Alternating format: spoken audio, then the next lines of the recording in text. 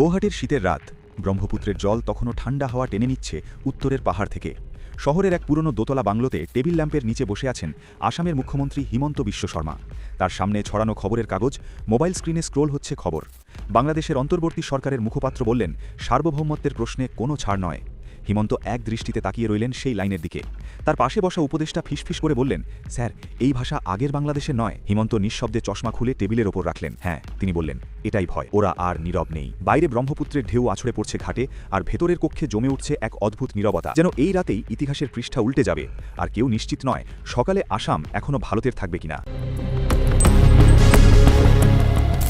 হিমন্তের মন্তব্য, আসামের 40% জনগণ এখন বাংলাদেশি বংশোদ্ভূত। শুধু একটি পরিসংখ্যান নয়, এটি ভারতের আত্মবিশ্বাসে আঘাত। এই বক্তব্যের পরদিন ইন্ডিয়া টুডে রিপোর্ট করে, উত্তর পূর্ব ভারতের নতুন ডেমোগ্রাফিক অ্যালার্ম। কিন্তু সংখ্যার বাইরে বাস্তবতাটি আরও জটিল। আসামের মানুষ বহু দশক ধরে দুই নদী, ব্রহ্মপুত্র ও বরাকের তীরে বেঁচে আছে। তাদের জীবন ও ইতিহাস বাংলাদেশ ছাড়া বোঝাই যায় না। এখানে রক্তের সম্পর্ক, ভাষার বন্ধন, নদীর স্রোত সবকিছুই পরস্পরের সঙ্গে মিশে গেছে।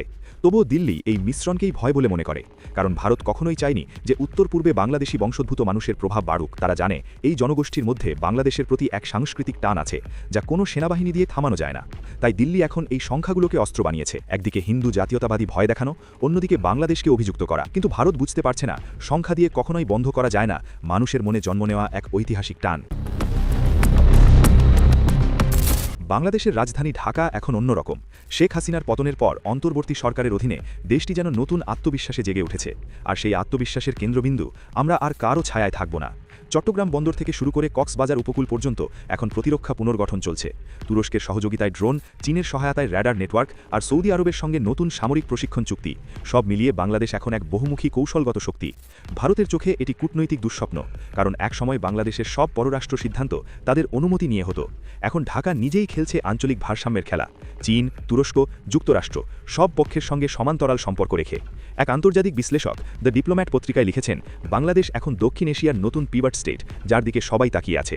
আর এই উত্থান দিল্লির আত্মবিশ্বাসে আঘাত করেছে সবচেয়ে গভীরে।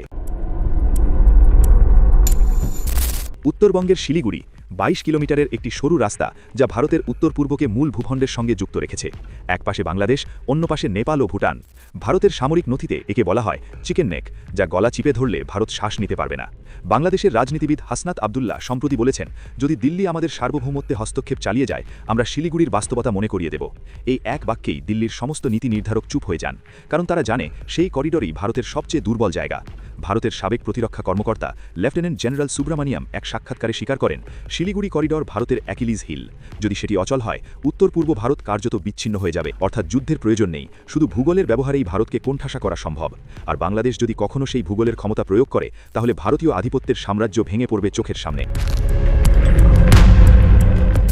ত্রিপুরা সীমান্তে সম্প্রতি ভারত মোতায়েন করেছে 1971 সালের যুদ্ধের কিংবদন্তি 20তম মাউন্টেন ডিভিশন।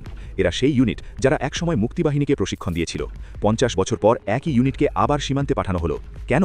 ত্রিপুরার মুখ্যমন্ত্রী মানিক সাহা বলেছেন, বাংলাদেশে পরিবর্তনের হাওয়া আমাদের উদ্বেগে। কিন্তু বিশ্লেষকরা বলছেন, এই পদক্ষেপ কেবল ভয় দেখানোর জন্য, কারণ ভারত জানে বাংলাদেশ এখন সামরিকভাবে আত্মনির্ভর। যে দেশ জেট-10C বা হিসারও একমতো আধুনিক অস্ত্র কেনার পথে, তাকে ভয় দেখানো যায় না পুরনো যুদ্ধের স্মৃতি দিয়ে। বাংলাদেশের সামরিক সূত্র জানাচ্ছে, সীমান্তে নজরদারি বাড়ানো হয়েছে, কিন্তু কোনো উত্তেজনামূলক পদক্ষেপ নেওয়া হয়নি। এটি একটি নীরব প্রতিরোধ, যেখানে শক্তির প্রদর্শন নয়, আত্মবিশ্বাসী বার্তা। দিল্লি বুঝে গেছে, বাংলাদেশ এখন প্রতিক্রিয়াশীল প্রতিবেশী নয়, বরং এক মনস্তাত্ত্বিক প্রতিপক্ষ, যে ভয় পায় না, কিন্তু ভুলেও আগ্রাসনের সুযোগ দেয় না। দিল্লির সংবাদ মাধ্যমগুলো এখন এক অদ্ভুত কণ্ঠে কথা বলছে। টাইমস নাও বলছে, বাংলাদেশে মৌলবাদী সরকার গঠনের আশঙ্কা। রিপাবলিক টিভি শিরোনাম দিচ্ছে, আইএসআই ও চীনের প্রভাব বাংলাদেশে। কিন্তু বাস্তবতা একেবারেই ভিন্ন।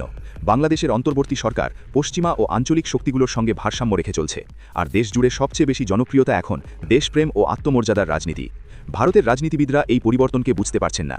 তারা চান বাংলাদেশ থাকুক নির্ভরশীল, যাতে তাদের নির্বাচনের আগে সহজেই বাংলাদেশি অনুপ্রবেশ ইস্যু তুলে ভোট তোলা যায়। কিন্তু এখন বাংলাদেশের সাধারণ মানুষই দিল্লির নীতি নিয়ে প্রশ্ন তুলছে। কেন তারা 50 বছর পরও বাংলাদেশের স্বাধীনতাকে সন্দেহের চোখে দেখে? কেন তারা এখনও বড় ভাই সাজার চেষ্টা করে? ভারতের সাবেক কূটনৈতিক কৌশিক ভট্টাচার্য এক আলোচনায় বলেছেন, ভারত এখন তার প্রতিবেশীর আত্মমর্যাদাকে ভয় পাচ্ছে। এই ভয়ই এখন দিল্লির রাজনীতির মূল চালক। বাংলাদেশের পররাষ্ট্র নীতি এখন নীরব কিন্তু স্পষ্ট। ঢাকা প্রকাশ্যে কোনো তীক্ষ্ণ মন্তব্য করছে না, কিন্তু প্রতিটি পদক্ষেপে দিল্লিকে বার্তা দিচ্ছে, আমরা সহযোগী হতে পারি, অধীনস্থ নয়। বিজিবি সীমান্তে টহল বাড়িয়েছে, বিমান বাহিনীর নজরদারি ড্রোন দক্ষিণাঞ্চলে সক্রিয়, আর বঙ্গোপসাগরে নৌবাহিনী পরিচালনা করছে যৌথ মহড়া। কিন্তু এসবের ভেতরেও বাংলাদেশের বার্তা শান্ত, তারা যুদ্ধ নয়, সম্মান চায়। ঢাকার মাসরিক বিশ্লেষকরা বলছেন, আমরা ভারতের সঙ্গে যুদ্ধ করব না, কিন্তু আত্মসমর্পণও নয়। যদি কেউ আমাদের সীমান্তে সন্দেহের দেওয়াল দোলে, আমরা সত্যের আলোয় তা গলিয়ে দেব। এই নীরব আত্মবিশ্বাসী ভারতের সবচেয়ে বড় দুঃস্বপ্ন, কারণ ইতিহাস বলে যে জাতি ভয়কে জয় করে তাকে কোনো শক্তি দমন করতে পারে না। ভোরবেলা ত্রিপুরা সীমান্তের ওপারে সূর্য উঠছে, নাফ নদীর ওপারে বাংলাদেশের পতাকা দুলছে হালকা বাতাসে। এক ভারতীয় সেনা নীরবে তাকিয়ে আছে দূরে। মনে পড়ছে মুখ্যমন্ত্রী হিমন্ত বিশ্ব শর্মার কথা, আসাম একদিন বাংলাদেশের অংশ হয়ে যাবে। সে ফিসফিস করে বলল, হয়তো মানচিত্র বদলাবে না, কিন্তু মন বদলে গেছে। ওপারে বাংলাদেশের চৌকিতে বিজিবির এক তরুণ অফিসার ডায়েরিতে লিখেছে, আমরা কারো জমি চাই না, কিন্তু কেউ যদি আমাদের আত্মসম্মানে হাত দেয়, আমরা ইতিহাস দিয়ে উত্তর দেব। দুই দেশের মাঝখানে নীরব নদী বয়ে যাচ্ছে, জলের ওপর সূর্যের আলো পড়ছে। দুই প্রান্তের সৈন্যরা একে অপরের মুখ দেখতে পাচ্ছে না, কিন্তু একে অপরের ভয় বুঝতে পারছে। দিল্লির কোনো অফিসে হয়তো এখনও বৈঠক চলছে, কেউ হয়তো আবার বলছে বাংলাদেশ এখন বিপজ্জনক, কিন্তু ইতিহাসের পাতায় সেই শব্দে অর্থ বদলে গেছে। আজ বিপজ্জনক মানে শক্তিশালী, ছোট প্রতিবেশী মানে আত্মমর্যাদার রাষ্ট্র। ব্রহ্মপুত্রের ঢেউ তখন তীর ছুঁয়ে যাচ্ছে, আর তার স্রোতে ভেসে আসছে এক নীরব বার্তা, ভূখণ্ডের জয় নয়, আত্মসম্মানের জয়ই ইতিহাস বদলায়।